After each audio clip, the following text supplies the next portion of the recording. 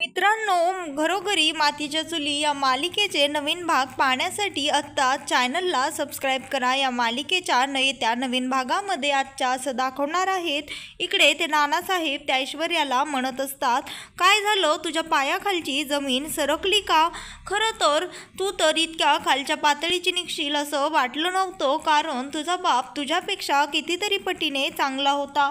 निदान त्याची दुश्मनी समोरासमोर होती, पण तू तर फारच पुढची निघालीस आणि खालच्या पातळीची देखील, असं नानासाहेब त्या ऐश्वर्याला म्हणत असतात। तर ती ऐश्वर्या म्हणते, म्हणजे हा सगळा लग्नाचा घाट तू घातला आहेस तर, आणि हे सर्व तू केलं आहेस तर? त्यावर जानकी म्हणते, हो, हे सर्व मीच केलं आहे, कारण हे हळद, लग्न, मेहंदी, संगीत, सॉरी, एक करेक्शन आहे, मी नाही तर आम्ही सर्वांनी मिळून केलं। का तुला शॉक बसला का? तुला काय वाटलं, तुला एकटीलाच कट कारस्थानं करता येतात की काय, असं ती जानकी त्या ऐश्वर्याला म्हणत असते। तर ती म्हणते, खरं तर मी तर तुला ऐश्वर्या पहिल्या दिवशीच ओळखलं होतं, आणि त्यानंतर एक एक करून सगळ्यांनीच तुला ओळखलं, पण ज्या दिवशी सारंग भाऊजींचे खरे डोळे उघडले आणि ज्या वेळेस त्यांनी तुला ओळखलं ना, त्यानंतर हे सर्व झालेला प्रकार ती जानकी त्या ऐश्वर्याला सांगते। सारंग भाऊजीला तिचा खरा चेहरा कळाला, पण तुला कधीच तू सुधारली नाहीस, तुला आम्ही किती समजावण्याचा प्रयत्न केला, पण कसं आहे, म्हणतात ना, एखाद्याची मती फिरली की ती फिरतेच, तसंच काहीसं तुझ्या बाबतीमध्ये झालं। तर ऋषिकेश त्या ऐश्वर्याला म्हणतो, ऐश्वर्या, ज्या क्षणी आपण दुसऱ्याचा वाईट विचार करण्याची सुरुवात करतो ना, त्या क्षणी आपली देखील वाईट विचार व्हायला आणि आपलंही वाईट व्हायला सुरू होत असतं, असं तो ऋषिकेश त्या ऐश्वर्याला सांगत असतो। त्यावर तो म्हणतो, पण खरं तर तू तर त्याच्या पुढची सगळ्या वाईटाच्या सीमाच पार केल्या आहेस, तू स्वतःच्या नवऱ्याला फसवलंस आणि एवढंच काय तर आई होण्याचं खोटं नाटक देखील केलंस, माझ्या भावाची टिंगल उडवलीस, त्याच्या प्रेमाची तू काय किंमत केलीस, मग तुझ्यासोबत तर हे असं होणारच होतं एक ना एक दिवस, तरी देखील मी तुला वेळोवेळी सांगत होतो, पण तू मात्र कोणाचंही ऐकलं नाहीस। त्यावर सौमित्र म्हणतो, दादा, अरे हिला काय तू विचारत आहेस, खरं तर हिचा स्वभावच आहे दुसऱ्याच्या गोष्टी ओरबाडून घेण्याची, आणि आत्ता देखील हिने हे सर्व प्रॉपर्टीसाठीच केलं आहे। त्यावर ती अवंतिका म्हणते, सौमी, अरे तू हिला काय विचारतोस, खरं तर हिने हे सर्व नाटकच ही करत आहे, नाहीतर पुन्हाही असं सांगेन, कारण द्यायला तर तयारच असते, अमुक झालं म्हणून मी तसं केलं, तमुक झालं म्हणून तसं करायला होतं, असं तर ती काही लोकांना खोटं बोलून इमोशनल करून स्वतःचं म्हणणं नेहमीच पटवून द्यायची हिची ही जुनी सवय आहे, असं अवंतिका त्या ऐश्वर्याला म्हणत असते। पण त्या ऐश्वर्याला मात्र त्या अवंतिकाचा फारच राग येत असतो। तर ती अवंतिका म्हणते, पण आता बास ऐश्वर्या, खरं तर तुझ्या इतकी विक्षिप्त आणि चीप मुलगी मी कधीही बघितलेली नाहीये। त्या ऐश्वर्या हे ऐकून खूपच जोरात ओरडते, तिच्यावर चिडते आणि म्हणते, बास, आता बास, मी एकही शब्द ऐकून घेणार नाही। त्यानंतर ती ऐश्वर्या म्हणते, आता जर तू मध्ये बोललीस ना, तर मी तुझं काहीतरी बरं वाईट करून बसेल। त्यावर ती जानकी तिच्यावर ओरडते, आवाज चढवून त्या ऐश्वर्याला बोलते आणि म्हणते, बास, एकही शब्द तुझ्या तोंडातनं काढू नकोस, तिच्याकडे बोट दाखवण्याची तुझी लायकी तरी आहे का? तू आधी स्वतःकडे बघ, असं ती जानकी त्या ऐश्वर्याला म्हणत असते। तर ती जानकी म्हणते, घरातला प्रत्येक माणूस माझा आहे आणि माझ्या माणसाकडे बघणं तर दूरच, तू नुसतं बोट जरी दाखवलंस ना, तरी मी हे चालवून घेणार नाही। त्यावर ती म्हणते, जर तू आता एक जरी शब्द तोंडातनं माझ्या माणसांबद्दल काढलास तर तुझ्या कानाखाली मी जाळ काढेन। त्यावर ती ऐश्वर्या म्हणते, काढ ना मग, तू कसली वाट बघत आहेस, एवढी तुझी मुळात हिंमत तरी आहे का? तू काढ, ठोकस, मग मी देखील तुला दाखवते तू काय करू शकतेस, हे मला चांगलंच माहीत आहे।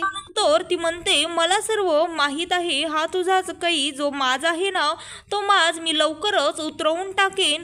खरं तर हा सगळा माज मी लवकरच तुझा उतरवणारच आहे, पण खरं तर तुझी हिंमत ही का होत आहे, कारण घरातले सगळे तुझ्या सोबत आहेत, असं ती ऐश्वर्या त्या जानकीला जोराजोरात ओरडून म्हणत असते। त्यानंतर ती ऐश्वर्या म्हणत असते, खरं तर तुम्हा लोकांना वाटत असेल तुम्ही लोक एक झाला, तुमची गट्टी जमली म्हणून तुम्ही या ऐश्वर्याला हरवू शकाल, पण आत्ता तुम्ही मला हरवून दाखवाच, असं ती जोराजोरात टाळ्या वाजवून त्या जानकीच्या तोंडासमोर जाऊन म्हणत असते। तर ती म्हणते, कसं आहे ना, मला आधी सारखं नाटक करावं लागायचं, मी कशी आदर्श सून आहे, कशी एक चांगली पत्नी आहे आणि कशी गुणवान पोरगी आहे, पण खरं तर बरंच झालं एका अर्थाने माझा खरा चेहरा तुमच्या सर्वांसमोर आला, कारण मला आता तसं खोटारडं नाटक करण्याची काही एक गरज नाहीये असं ऐश्वर्या सर्वांना म्हणत असते. आधी माझा खरा चेहरा माहीत नव्हता म्हणून मला छुपे वार तुमच्यावर करावं लागत होते, पण आता बरंच झालं माझा चेहरा तुमच्या समोर आला आणि आता मी खुलेआम तुम्हाला दफण्याची तयारी करेन. तर ती ऐश्वर्या म्हणते, तू काय ग जानकी, विसरलीस की काय? तुझी आई आणखीनही माझ्या ताब्यात आहे, पण तू काळजी करू नकोस. आता बघच मी काय करते तुझ्या आईसोबत. तुझी आई तुला आता कधीच दिसणार नाही, कारण तू माझं खरं चेहरा ह्या सर्वांसमोर आणलास आणि माझं लग्न होऊ दिलं नाहीस ना. आता बघच मी तुला काय करते. तर ती जानकी म्हणते, आता तर होऊनच जाऊ दे. माझी आई कुठे आहे सांगच. आता मला देखील बघायचं आहे तू माझ्या आईला असं कुठे ठेवलं आहेस. तू एक काम कर, जा तू माझ्या आईला आण आणि इथे माझ्यासमोरच तिला काय करायचं आहे ते कर. आता का शांत बसलीस? कारण मला माहीत आहे की माझी आई या जगामध्येच नाहीये माझी आई या जगामध्ये असं म्हणून ती जानकी रडायला लागते. तिला फार वाईट वाटत असतं, रडू येत असतं. हे म्हणताना आता मला हे सत्य कळालं आहे. आता तू काय करशील? माझ्या आईचा ह्या बाईने जीव घेतला. काय गये ऐश्वर्या, आता तू सांगच, तू आता काय करशील? मला देखील बघायचंच आहे. तुला जिंकायचंय ना, तू कशी जिंकतीस ते देखील मी बघतेच. माझ्या आईला वेटीस धरून मला त्रास देत होतीस, माझ्याकडनं माझा नवरा हिसकावून घेण्याचा प्रयत्न तू करत होतीस. आता तू काय करू शकतेस आणि काय नाही हे देखील आता मला बघायचंच आहे.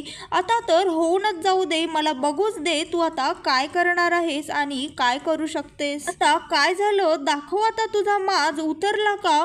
कुठे गेली तुझी गुरमी? दाखवच आता तू मला काय झालं आणि हा तुझ्या चेहऱ्याचा रंग कसा ग उडाला? काय झालं? पायाखालची जमीन सरकली का? तुला आता हाच प्रश्न पडला असेल ना की मला हे सर्व कसं कळालं? कळालंय आता माझी आई या जगामध्येच नाहीये, तर तू आता काय करशील? आता कसं मला छळशील, मला त्रास देशील? आता मला देखील बघूच दे. सांग आता तू काय करणार आहेस? तू अशी गप्प का उभी आहेस? बोल काहीतरी. काय झालं? काही उत्तर नाहीये का आता तुझ्याकडे? असं ती म्हणते. त्यावर ती म्हणते, आता थांब मी तुझा संशय दूर करते. तुला हाच प्रश्न पडला आहे ना, मला हे सर्व कसं कळालं? तर ऐक, ज्या वेळेस तुझा मोबाईल माझ्याकडे होता त्यावेळेसच तुझ्या मोबाईलमध्ये मी मेसेज बघितला आहे की माझी आई या जगामध्ये नाहीये माझी आई जगात, असं म्हणून ती जानकी रडायला लागते, स्वतःला फार त्रास करून घेते. त्यानंतर ऋषिकेश तिला समजावण्याचा प्रयत्न करतो, पण तिला फार रडायला येत असतं. तिचे अश्रू अनावर झालेले असतात. त्यानंतर त्या आजीला, सौमित्राला आणि नानांना सर्वांना खूप मोठा शॉकच बसतो की खरंच ऐश्वर्याने जानकीच्या आईला मारून टाकलेलं आहे. आणि त्यानंतर इकडे लताबाईंना त्या गुंडाने डांबून टाकलेलं असतं आणि मायाला देखील डांबलेलं असतं. त्यावर ती लताबाई, माया तू कुठे आहेस असं म्हणून रडत असते. माया, आता मी तुला कुठे शोधू असं म्हणून लताबाई रडते. तेवढ्यातच तिला मायाचा आवाज येतो आणि माया म्हणते, काकू तुम्हाला माझा आवाज येत आहे का? मला देखील त्या गुंडांनी इथेच ह्या रूममध्येच डांबून टाकलं आहे, पण माझ्या अंगाला त्यांनी सगळीकडे बांधून टाकलं आहे, दोऱ्या बांधल्यात, मला उठता येत नाही. त्यावर ती लताबाई म्हणते, मला देखील तसंच केलेलं आहे, पण माया आज माझ्या मुलीच्या नवऱ्याचं दुसऱ्या बाईसोबत लग्न आहे. मी आता काय करू? कशी इथनं बाहेर पडू आणि हे सर्व होण्यापासनं थांबवू? मला तर खरंच कळत नाहीये असं म्हणून ती लताबाई रडत असते. त्यावर ती माया म्हणते, काकू तुम्ही काळजी करू नकात आणि रडूही नकात. काही ना काहीतरी नक्कीच होईल आणि तुमच्या मुलीचं आयुष्य वाटोळं होणार नाही, कारण तुम्हीच नेहमी म्हणत असताना कधीही उमेद हारायची नाही. तर मग आता तुम्ही देखील असं हारू नकात आणि रडू नकात. मला खात्री आहे देव लवकरच कोणत्या ना कोणत्या रूपातून आपली ती लवकरच सुटका करेन असं माया लताबाईंना समजावून सांगत असते. तर इकडे ती जानकी त्या ऐश्वर्याला म्हणत असते, अगं ऐश्वर्या तू काय गमावलं आहेस? तुला याची जाणीव तरी आहे का? आणि मी तुला म्हटलंच होतं ना की नेहमी विजय हा सत्याचाच होतो आणि आज देखील तेच झालं. बघ तुझ्या मागे कोणीतरी आहे का उभं आणि माझ्याकडे बघ, माझ्याबरोबर माझी माणसं आहेत, माझं अख्खं रणदिवे कुटुंब माझ्यासोबत आहे. पण तुझ्या मागे कोण आहे? तू आज एकटी पडली आहेस. मी तुला वेळीच सुधारायला सांगितलं होतं पण तू असं केलं नाही. ऐश्वर्या, जर तू आधीच नात्यांची किंमत केली असतीस ना तर तू आज इथे असतीस आमच्या सोबत. त्यावर नाना म्हणतात, बरोबर आहे जानकी, तू अगदी बरोबर बोललीस. हिच्यासारख्या मुली नात्यांची किंमत कळत नाही. असल्या मुली कुटुंबाची ताकद हुडकून वागत नाहीत ना, तोवर हे असंच होत राहणार. त्यानंतर नानासाहेब म्हणतात, जानकी, तू हिला समजावून सांगण्याचा बिलकुलही प्रयत्न करू नकोस, कारण खरंच हिला समजावून सांगण्यामध्ये काहीच अर्थ नाहीये. पण तुझं मात्र मला फार कौतुक वाटतं, कारण आम्ही कित्येक वेळा तुझ्या विरोधामध्ये गेलो पण तरी देखील तू हे सर्व कुटुंब जोडून ठेवण्याचा प्रयत्न केलास. त्यावर ते म्हणतात, नाही नाना, तुम्ही सगळे माझ्यासोबत होतात म्हणूनच हे सर्व झालं. त्यानंतर सौमित्रा म्हणते, बरोबर आहे ह्यांचं, जर तू नसतीस जानकी तर ह्या बाईने ह्या घराचं, ह्या कुटुंबाचं, ह्या कुटुंबातल्या नात्यांचं काय केलं असतं मला खरंच कळत नाही. अगं जानकी, कित्येक वेळा ह्या कुटुंबावर आलेली संकट तू अगदी ढाल म्हणून परतावून लावलेस. मला तर खरंच तुझं खूप कौतुक वाटतं. त्यावर ती म्हणते, तुम्ही या सर्वाचं श्रेय मला देताय. खरं तर हा तुमचा मोठेपणा आहे आई नाना, पण खरं तर तुम्ही सगळे माझ्यासोबत होतात म्हणूनच हे शक्य झालं. त्या आशीर्वादाशिवाय मी हे सर्व करूच शकले नसते. पण खरं सांगायचं झालं तर माझा जोडीदार, माझ्या रामासारखा नवरा, त्याच्यामुळेच हे सर्व शक्य झालं. मला त्याची साथ लाभली आणि मला बळ आलं. माझ्या रामासारख्या नवऱ्याने कोणत्या क्षणी माझी साथ सोडली नाही, म्हणूनच मी हे सर्व करू शकले. आणि सर्वात महत्त्वाचं म्हणजे हे माझे दोन पाठीराखे माझे भाऊ माझ्यासोबत होते. जावेसारखी बहीण मला लाभली, हिने देखील माझी साथ कधीच सोडली नाही. सर्वांमुळेच हे शक्य झालं. तुमच्या सर्वांमुळेच मी ह्या बाईचा खोटा चेहरा तुमच्या सगळ्यांसमोर आणू शकले, असं ती जानकी ते सर्वांना सांगत असते. त्यानंतर ती अवंतिका तिच्या मैत्रिणींना म्हणते, काय मग आता तुमच्या मैत्रिणीचं लग्न मोडलेलं आहे तरी देखील तुम्हाला इथेच तमाशा बघत थांबायचं आहे का?